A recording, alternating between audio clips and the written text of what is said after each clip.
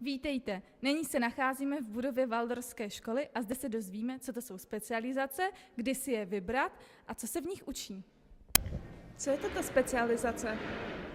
Specializace na naší škole je vlastně v podstatě to samé, co různý obory na jiných středních školách. My tady máme dvě specializace. První je technická a druhá je humanitní. A vlastně žáci nebo studenti v těch různých specializací se zaměřují na předměty, které se týkají přímo právě té humanitní nebo technické specializace. A kdy se ta specializace musí zvolit? To je velice dobrá otázka.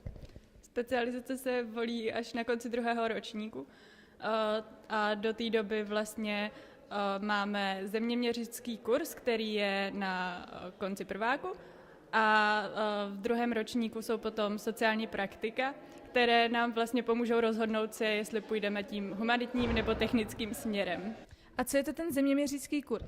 Tam se pomocí různých výpočtů učíme měřit zem. A co jsou to ty sociální praktika?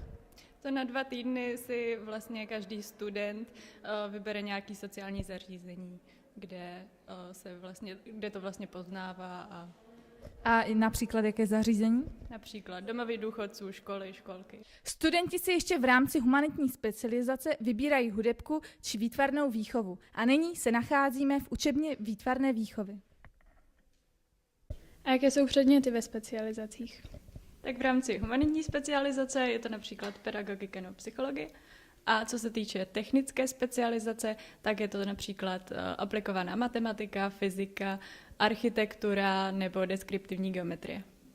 A kdy tyto specializace dále uplatním? Specializace dávají základní znalosti pro další studium vysoké školy. A maturuje se ze specializace? Ano, maturuje se ze všech předmětů, které spadají do dané specializace. A nyní se s vámi rozloučím a budu se na vás těšit u přijímacích zkoušek.